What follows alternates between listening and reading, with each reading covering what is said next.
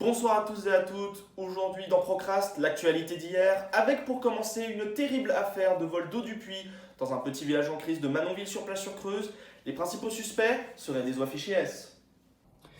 Également un documentaire inédit sur la vie de Carl Fairburn, le sniper américain le plus meurtrier au monde, avec pas moins de 10 000 soldats tués à son actif. C'est un héros de guerre avec une vie passionnante. Et enfin, nous couvrirons l'événement le plus attendu à Cannes, le festival du personnage du jeu vidéo, qui se réunit cette année autour d'un sujet sensible, le traumatisme post-aventure. Notre reporter en duplex Didier était sur place hier. Mais d'abord, cette sombre affaire dans un petit village de la Creuse, où l'eau du puits entière aurait totalement disparu. Bien que tous les villageois pointent déjà du doigt un coupable, notre journaliste Didier est allé tirer cette histoire au clair. Mardi 4 juillet, 6h52. Tout semble calme à Manonville-sur-Plage-sur-Creuse, un petit village de l'Isère de 352 habitants. Pourtant, une tension plane. En effet, ce village est divisé entre deux clans. Les êtres humains, qui composent seulement 30% de la population, et les terribles oies, largement majoritaires. Depuis peu, les conflits éclatent. En effet, selon de récentes études, la vision portée sur les oies se serait largement dégradée, notamment depuis la sortie d'un jeu vidéo, que certains considèrent déjà comme leur bible, Untitled Goose Game. Comme en témoigne ce graphique, depuis la sortie du jeu, l'oie est très rapidement devenu l'animal le plus détesté sur Manonville-sur-Plage-sur-Creuse. Nuisances sonores, vol à bec armé, les témoignages fusent. Nous avons donc décidé d'aller sur place pour tirer cette affaire au clair.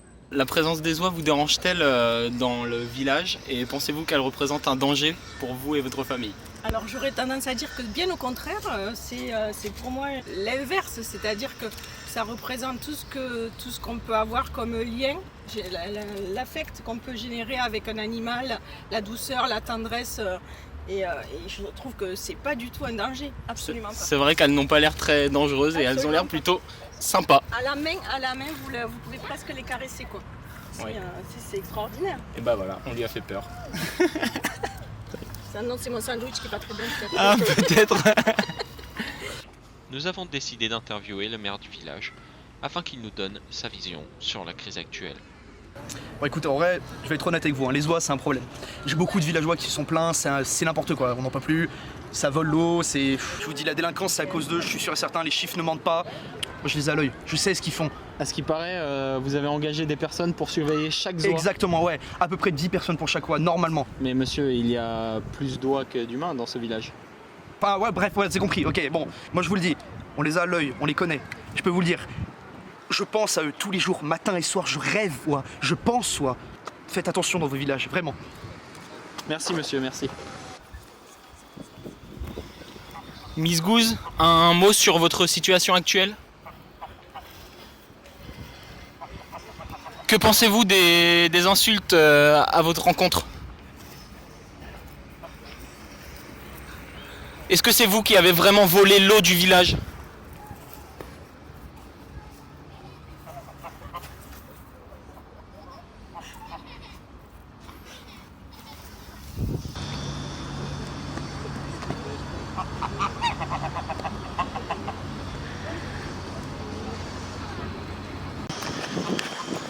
Didier, ça va?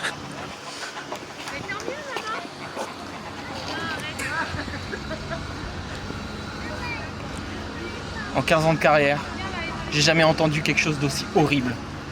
Je me casse, on arrête tout. Non mais attends, on n'a pas fini. Et c'est ainsi que Didier, notre meilleur reporter, s'enfuya, sans laisser la moindre trace. Notre soutien va bien sûr à Didier et à toute l'équipe de tournage. Revenons maintenant au documentaire incroyable sur un homme dont la vie époustouflante nous a notamment valu la mort d'Hitler. Le sniper américain le plus meurtrier de son temps, avec plus de 10 000 morts à son actif. Héros ou meurtrier. C'est notre journaliste Didier qui revient sur cette formidable vie.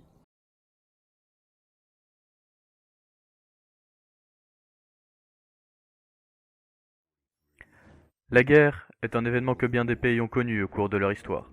mais la notion de guerre résonne de manière particulière dans les œuvres de fiction.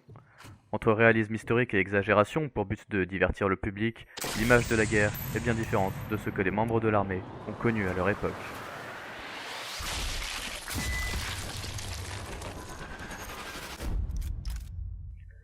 Voici Carl Fairburn, un sniper d'élite américain. Je l'ai suivi tout au long de son histoire. Son cas n'est pas sans rappeler notre propre histoire, à savoir Simo Häyhä, le sniper le plus mortel de notre monde avec 542 tués confirmés à son actif. En effet, Carl Fairburn ne compte plus son nombre de tués, mais il affirme avoir tué plus d'une dizaine de milliers de soldats, et affirme notamment avoir tué Hitler lors de la Seconde Guerre mondiale. Les loups solitaires sont des cas connus dans l'histoire, et ce que nous présente Carl Fairburn nous le confirme. Toutefois, en imaginant des héros de guerre sans peur et sans reproche, qui tuent sans état d'âme des milliers de personnes, on oublie trop souvent le corps de toutes les armées qui existent ou ont existé, qui portent en eux les valeurs de respect, de l'autorité, d'entraide et surtout de capacité à mener des opérations à bien sous les ordres d'un supérieur. On peut donc dire que, comparé à notre histoire, ces faits paraissent irréalistes. Je me suis ensuite intéressé au fait qu'il ait réalisé tous ses exploits seul. Non seulement a-t-il été envoyé en Allemagne durant la fin de la guerre, mais aussi en Italie, en 1943 pour aider le pays à se libérer du fascisme, ou encore en Afrique du Nord en 1942 pour enquêter sur les projets d'un certain Franz Wallen, officier nazi. Il finira par éliminer cet officier, libérer l'Italie du fascisme et tuer Hitler. À croire que les agents secrets sont vraiment la réponse à tous nos problèmes, et que finalement, la fin de la guerre ne dépendait que d'un seul homme, alors que nous le savons très bien, des millions d'hommes sont morts en héros pour leur pays. Quand M. Carl Fairburn nous parle de son expérience en tant que sniper et de la guerre qu'il a vécue, nous avons l'impression que la guerre est quelque chose de très excitant et palpitant. Beaucoup d'actions et de mouvements, avec un combat constant, très loin de ce que nous connaissons des conflits armés.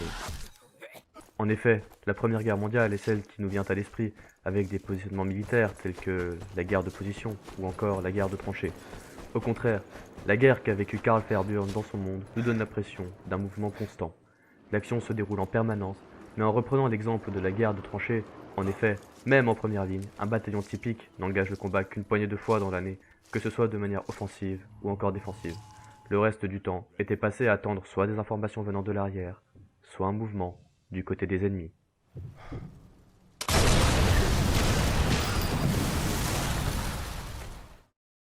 Après avoir détaillé ces différentes idées reçues liées à la représentation de la guerre, nous en avons tiré une conclusion. La guerre telle qu'elle est représentée aujourd'hui dans les œuvres de fiction est bien loin de ce que nos ancêtres ont connu sur le champ de bataille. L'action ininterrompue liée à cet univers ternit la réalité. Cet imaginaire prend peu à peu la place des faits historiques dans l'inconscient des spectateurs, si bien qu'à force, nous en venons à mélanger le réel et la fiction. La guerre, cet événement qui a su faire trembler de peur des millions de personnes dans le temps, sonne aujourd'hui plus comme un moyen de prouver sa valeur face à ses opposants, dans un bal sanglant et brutal d'armes à feu et d'explosions. Aujourd'hui, la guerre ne fait plus peur, elle divertit.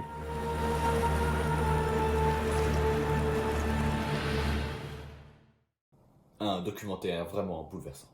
Et tout de suite, l'événement mondial que vous attendiez tous et qui s'est déroulé hier, le festival du personnage du jeu vidéo à Cannes, l'occasion de réunir les plus grandes stars du jeu vidéo. Notre reporter Didier a pu nous obtenir des interviews exclusives de certaines personnalités qui n'hésitent pas à dénoncer les risques de leur métier. À l'occasion de la célèbre convention Altef 4 2020 spécial confinement, nous avons eu la chance de rencontrer plusieurs célébrités du jeu vidéo qui souffrent tous d'un mal bien connu, le PASD, Post-Adventure Stress Disorder. Comme tout le monde le sait, cette maladie tristement célèbre fait des ravages chez plus d'un personnage de jeu vidéo sur deux, et ce, au cours de ces 35 dernières années. Ces symptômes sont, entre autres, apathie, tendance à l'immobilité et aux répétitions de langage, peur du respawn, accès de colère insensé, mouvements incontrôlables, et temps de latence amplifié. Au cours de cette convention se déroulant dans un cadre exceptionnel, nous avons pu poser quelques questions à ces personnes à propos de leurs différents traumatismes. Tout ça revient à peu près avant ma première mission. J'étais encore en entraînement à l'époque. Ça faisait même 10 ans que je m'entraînais avec les meilleurs soldats de mon pays. Nous étions parfaitement préparés à toute situation, en tout type d'environnement. De ma promotion, j'étais le meilleur. Et alors, comment s'est passée cette première mission ? C'était un massacre. Je n'ai rien pu faire.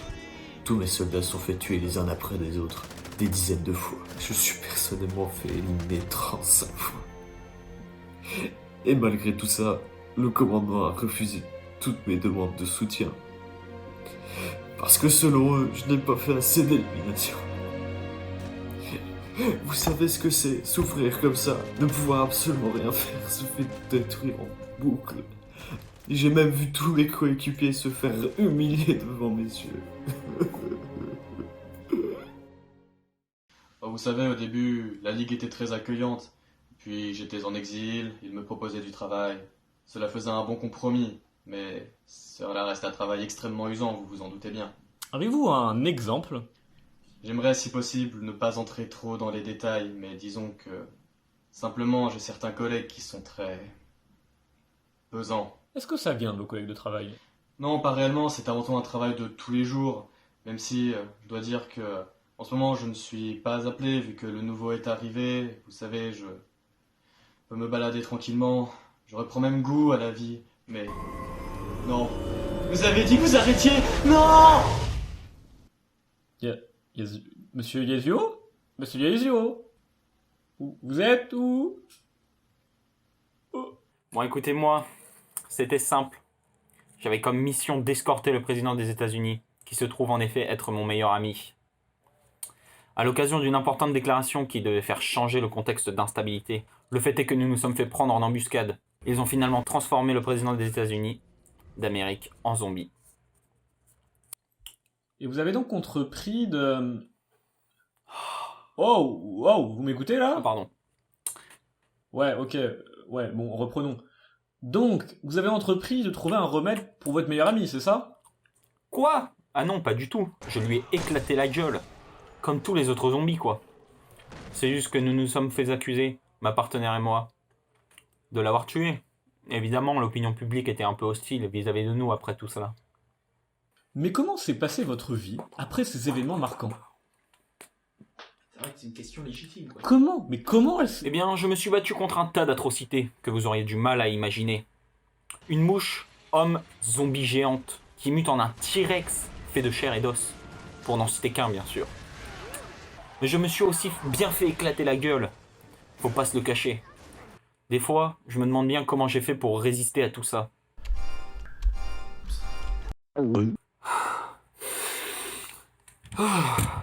On a bien une petite idée sur le sujet. Ah, ça? Non, vous vous trompez sur toute la ligne. C'est ma prescription sous ordonnance. Ça réduit la douleur et m'aide à penser à autre chose. Vous savez, tout ce que j'ai vu...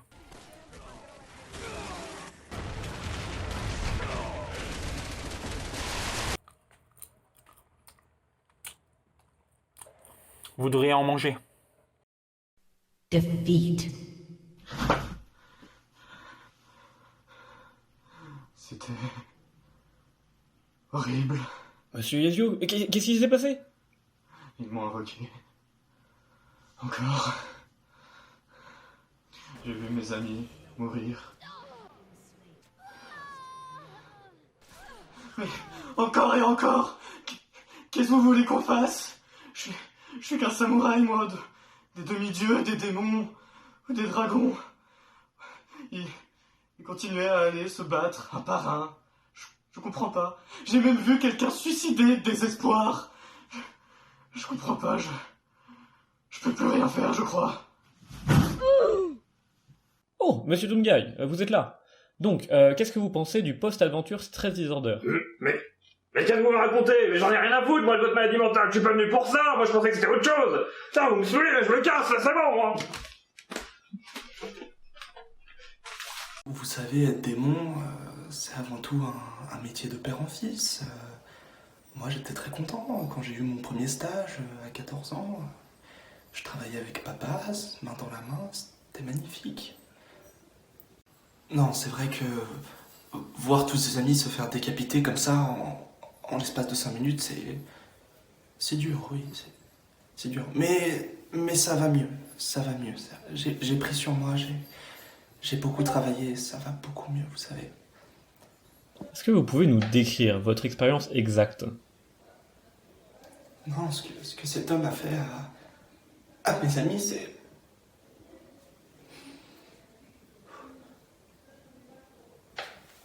Excusez-moi. Est-ce que vous voulez un petit peu d'eau? Merci, merci.